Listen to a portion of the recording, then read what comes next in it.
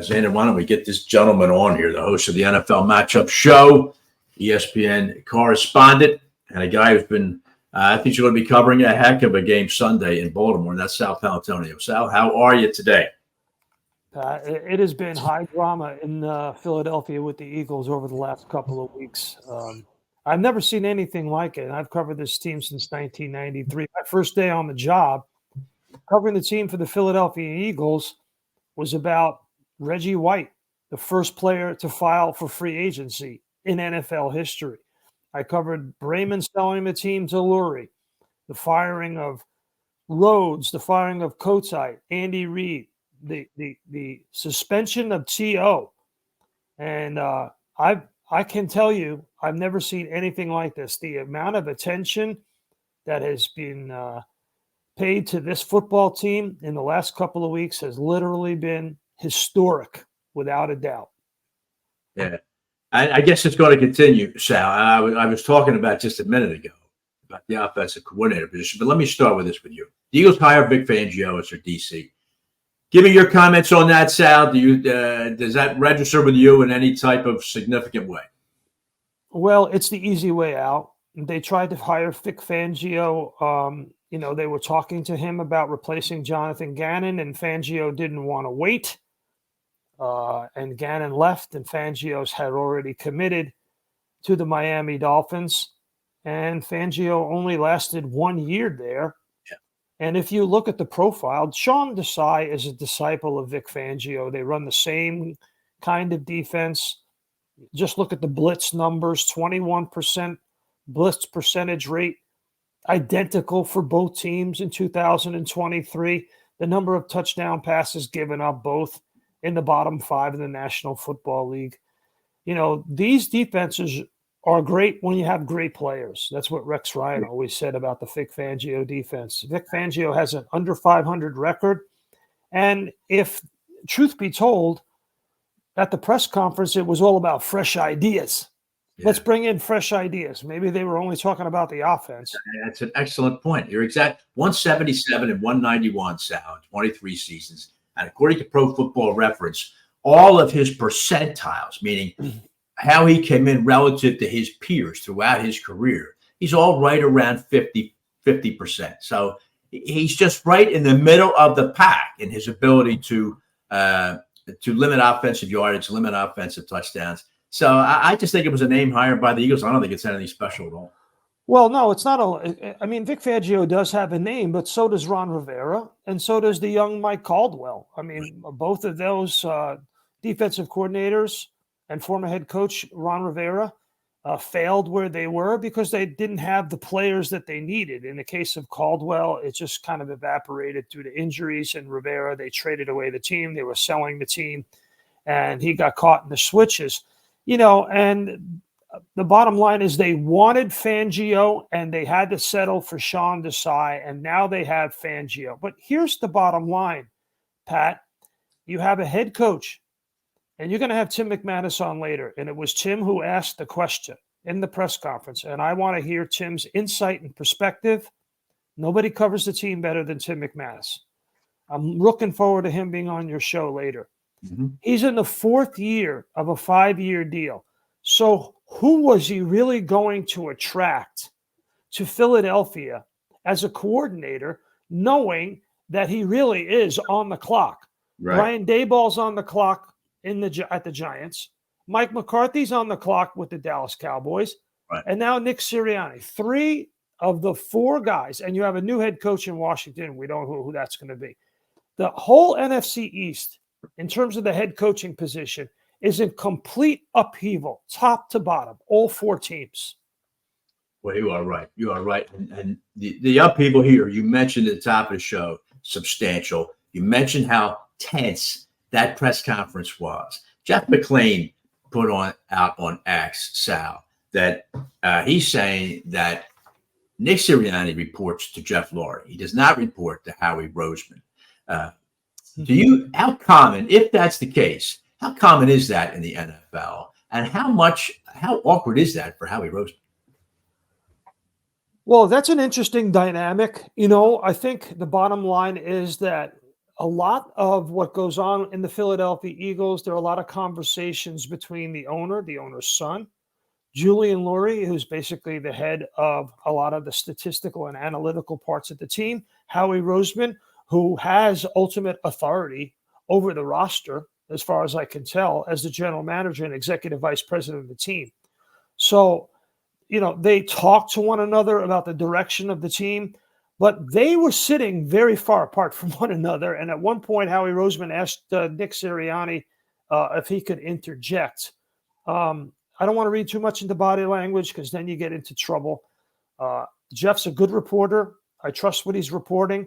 Right. But the bottom line is this, if you're Howie Roseman and your team tanked the way it did and you had some major personnel issues, you have to wonder about Howie Roseman. You have to wonder. I mean, it was Lane Johnson who said in that locker room after the Bucs game at Raymond James Stadium, quote, "No one is safe." And I believe that's true. All right. Listen, we get back with Sal Paolantonio. Sirianni made a notable comment about having to, quote, reprove himself, unquote. I'm going to ask Sal, to whom was Sirianni referring in terms of reproving himself? Was it the fans? Was it the players? Was it the owner? We'll do that with Sal Paolantonio as we talk more Eagles here on a championship edition of This Week in Pro Football. Welcome back. This Week in Pro Football. Pat Callahan here, joined by the great Sal Paolantonio, who will be covering for ESPN the AFC Championship game between Kansas City and Baltimore. And don't forget to check out the matchup show Saturday and Sunday on ESPN. All right, Sal, I mentioned before the break about Sirianni making that remark that he's out to, quote, reprove himself. In your opinion, who's he reproving himself to? Is it the owner? Is it the players? Or is it the people in the city, many of whom are calling for his dismissal? Well, if you read his comments and listen to what he said, I think he was talking about the owner. I think he was talking about the organization. Right. I don't feel that he really believes that he has to reprove himself to his players. There's a lot of people who suggest that Sirianni, quote unquote, lost the locker room. I do not believe that one bit. Right. There may be some players who may be unhappy with the direction of the team. That's normal, but I don't think he, quote unquote, lost the locker room. So I don't think that's the case. He definitely has to reprove himself with the fan base everywhere I go. Anecdotally, it's pretty clear. And when you listen to sports talk radio in Philadelphia, it's very clear that people were ready to move in a new direction. And they did not like what happened at the end of the season. Right. And getting back to the whole Roseman dynamic, it was Howie Roseman that kept reminding the microphone as he was talking into it that it was unacceptable. The end of the season was unacceptable. Yes, we had all of those wins, 36-5, blah, blah, blah. But that doesn't mitigate one bit what happened at the end of the season. And that was pretty clear, a condemnation of the direction of the football team. It really doesn't matter who, in my opinion, reports to whom. And the bottom line is that it's Jeffrey Lurie's team. Right. And as far as I can tell, in the 31 years that I've covered this team and covered specifically Jeffrey Lurie since he bought it in 1995, it's always been his decision to fire. It was his decision to fire Kotite like that and Ray Rhodes like that. It was his decision to hold on to Andy Reid. His relationship with Andy Reid was very close, even when it soured with members of the front office. So the coach always reports to the owner because it's the coach who's hired by the owner and the owner who pays his checks and pays his salary. That's throughout the National Football League. Bill Belichick never reported to Nick Caserio or Jonathan Gannon. He reported to Robert Kraft. Right. Tom Coughlin always reported to John Mara and Steve Tisch. That's always been the case in the National Football League. You work as the head coach for the owner, but you also work for the fans. It's very hard to coach an NFL team. Everybody will tell you if you lose the fan base. Yeah, especially in this town, right, Sal? I mean, if you lose the Arizona Cardinals fan base, you could end up coaching forever. If you lose the Eagle fan base, you've got a problem. I mean, people are paying attention here like no other city in the world. I said it. You wake up, you take care of your family, you go to work, and then you follow what's going on with the Eagles. That's it. Those are, and maybe some people reverse it. So it's a huge deal in this town. Just look at the number of people who were watching that press conference. I mean, it would make Cecil B. DeMille blush how many people were watching that press conference yesterday. All right, Sal, everybody's been talking about the 1-6 finish and how desultory the offense really was, and just how it got just so stale. And of course, no A.J. Brown in the playoffs. Okay, fine. But even before that, it just became like shockingly predictable. Yep. Now the Eagles got to hire an offensive coordinator, and he's got to be a good one, I think. I mean, I think for Nick's sake, he better be a good one. But as you mentioned, there's some serious obstacles here, right? The short shelf life of his contract, the fact that it's late in the cycle. How do you see the Eagles getting this job filled? Well, I'm going to tell you what I think. All right. This offensive coordinator has to have snap, crackle, pop. He's got to be willing to challenge the head coach and the quarterback with an approach and new ideas that's going to shake things up, and quickly. That's the bottom line. And Nick Sirianni alluded to that. He's looking for fresh ideas. Well, I think the one guy is sitting right there, and they have shown an interest in him, and that's Cliff Kingsbury. I may be in the minority about that, right, but to me, I'd rather have that than a recycled Chargers or Dallas offensive coordinator, or somebody who was a quarterback's coach who's never called plays before. Cliff Kingsbury has had success with a dual threat quarterback, and he knows the college game. He can reach back and get college players to infuse things in what's going on with the Philadelphia Eagles, and especially reach. But Jalen Hurts and Nick Sirianni have to be willing to be challenged by a guy with a fresh idea and a fresh approach. Yeah. Sal, I made the analogy, Sal, in the open about Jalen Hurts and to maybe Carson Wentz. And you remember how that fell apart a year after Wentz's injury, when he was almost MVP. And then all of a sudden, all you heard about was the problems he was having with the offensive coordinator, and he just wasn't listening. Do you see any of that with Jalen Hurts? He's so quiet. He's just so reserved. I mean, how do you see through the inscrutable nature of this guy, and as to how coachable he is? Pat, that's a TED talk. That's something where you're going to have a round table of people. I think the bottom line is you have to just look at the results, and you have to look at the offense. And let's look at the offense. They had the fewest pre-snap motion plays in the National Football League. That's generic vanilla. Right. Did not challenge. As Rex Ryan said on our air, as Brian Baldinger has said many times on his breakdowns, they don't challenge the defense mentally, pre-snap or post-snap. 2, Jalen Hurts at the end of the season was the most blitz quarterback in the National Football League. You've been saying that for weeks. I mean, for weeks we've been talking about that on the show. So you're right. And okay, so where was the answer? That's right. No answer. Where was the answer? So I don't coach the game. I've observed the game for a long period of time, and I talk to experts who have observed the game. Right.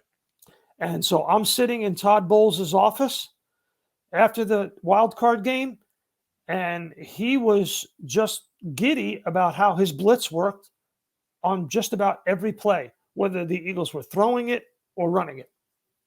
And he said to me, as soon as Jalen Hurts evacuated the pocket after one read on the blitz, he knew that they had him and they could continue to blitz him because they didn't have an answer.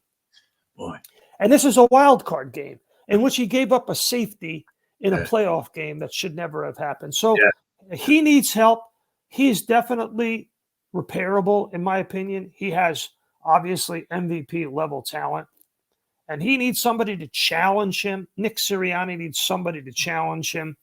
And of all those out there, I think right now that people are talking about, I think Cliff Kingsbury would be the guy. That's not a bad idea at all, because he does have the panache. He's been through the grinder, if you will. And so, I mean, he's not going to be easily faced. I think it's a very good point. All right, listen, Sal Paolantonio, how about we do a little lightning round here? Okay. I want to ask, first I'm going to give you some names. One last Eagle point here, free agents. Do you see any impetus amongst the Eagles to bring back first DeAndre Swift?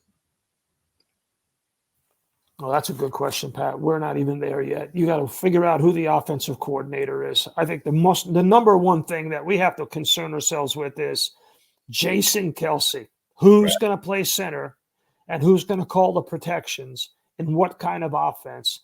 How are they going to run it?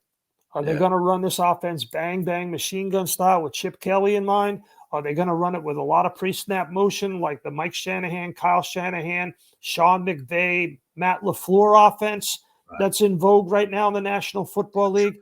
The center is going to make this thing go with the quarterback. DeAndre Swift is, way down the list of concerns as far as I'm concerned. It's funny you mentioned those offenses. They're all heavy pre-snap motion offenses. Oh, yeah. You just mentioned to them. All right. How about now we look around here? It's championship weeks, Sal. I posited at the start of the show that in order for Detroit to have a shot against San Francisco, I think the 49ers got scared last week. I think they'll be much better. And I think Jared Goff has to seriously outplay Brock Purdy. How do you see this one? Well, Jared Goff is outplaying Brock Purdy right now. I mean, the way if you look at him on film, he's an extremely confident quarterback in a very well-designed offense, and he has got options all over the football field. He's got a speedy wide receiver who never drops the ball. He's got a rookie tight end who always seems to be open. They have designs that get guys open. The ball's coming out quickly. His offensive line has been manhandling everything that everybody has thrown at them. And they have two exciting running backs, one of whom can score from anywhere on the field. So a rookie, Jahmyr Gibbs. So I think right now, considering the way Brock Purdy's playing and considering that Deebo Samuel is maybe not 100%, the way the Niners win the game is give it to Christian McCaffrey and keep Detroit off the field, run the ball on the Lions. That's what you have to do. I mean, McCaffrey reminds me of a cross between Roger Craig and Edwin Moses. Sometimes he is leaping over players, and sometimes he's just churning his arms right through the defense. I think you got to just get on that train of the factor back and ride it to the Super Bowl. All right. I'll say this to you, Sal. I think there's a home Jared Goff and there's an away Jared Goff. And away Jared Goff is not half as good as home Jared Goff. All right. That's what I mentioned. I'll believe it when I see it. If he can get this. Pat, let me just tell you this. If the Lions go to the Super Bowl, I'm going to bring something back from our past. When you and I were on the radio together and I would cover Lions and Packers, the Lions training staff gave me blue socks, if you remember. I do remember that. I still have those blue thermal socks. I'm so glad you haven't had these. I still have them. I don't know if I'll need them in Las Vegas, but I will bring them, and I will take a picture of me in those blue socks if the Lions play in the Super Bowl. All right. Now, the game you're covering Sunday, I think it's a close game. I know you mentioned that the line's going up. I don't see how that is. I don't see how you in any way diminish the Kansas City Chiefs. Andy Reid about to become, if he pulls it off, only the fourth head coach to go to 5 Super Bowls. 4, 5. Yeah. And that's crazy. I mean, it's just crazy what this guy's accomplished. And he's got the best quarterback in the last 20 years. This guy is just absolutely inscrutable. You can't flap. You cannot phase this guy in any way. Talking about Patty Mahomes. How do you see this one playing? Well, again, we could have a TED talk on it, but since it's a lightning round, I'm just going to go back to what you said.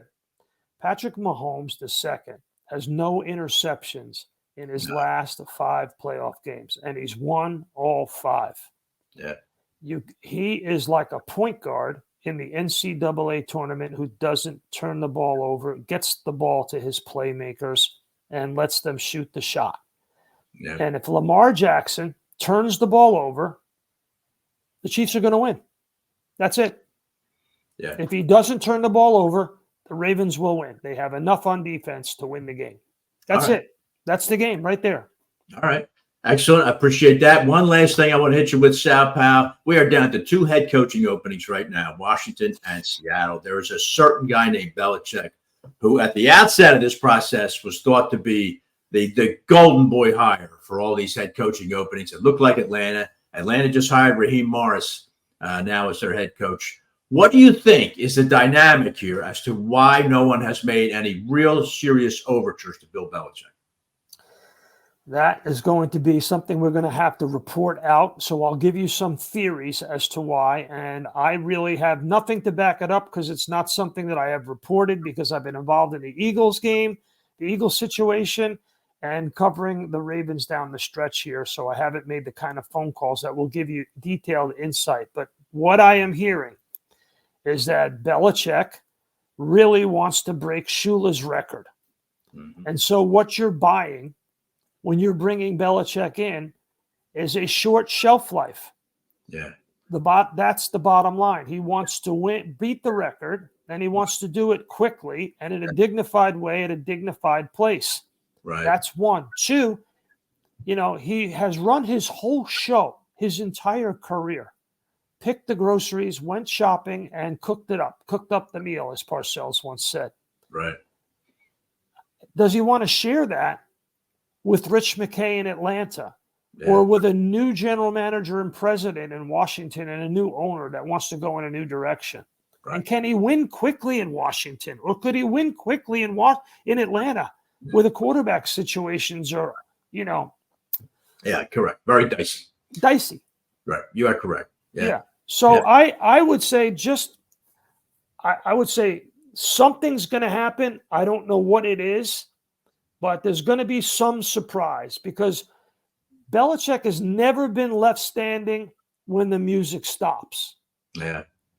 Very interesting. Yeah, it's been surprising so far, but you're right about that. But he has never been, and you wouldn't think he would be this time. But I think your point about the record, Shula's record, that's like a year and a half, Sal. Maybe 2 years. 2 years, he breaks it, and then I think you're right. And then an owner's going to be left standing there when he retires. So it's clearly something I think is in the way. And what if he doesn't break it in 2 years? What if it goes 3 or 4? Right. And then what are you doing? Right, exactly. You're not building your team, and he's not breaking the record. Yeah. All right, Sal Pal, appreciate it very much. The matchup show this week, I'm sure, focuses on these the two conference championship games. You got a lot of material you can look at for that AFC game. Oh, yeah. We got the matchup show Sunday morning, Championship Sunday, with the great Greg Cosell and Darius Butler. And I will be back right here on this program, and we'll talk about the Super Bowl and maybe some Eagles hires. We'll see.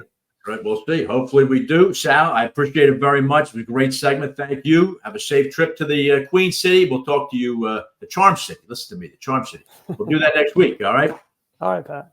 All right, great Sal Paolantonio. Thank you very much, Sal. When we get back, Sean Green's going to join me. We're going to talk picks and props. We're going to talk, we'll get a Vegas opinion on what's going on down at NovaCare. That's all next. The championship edition of This Week in Pro Football, presented by Kennedy.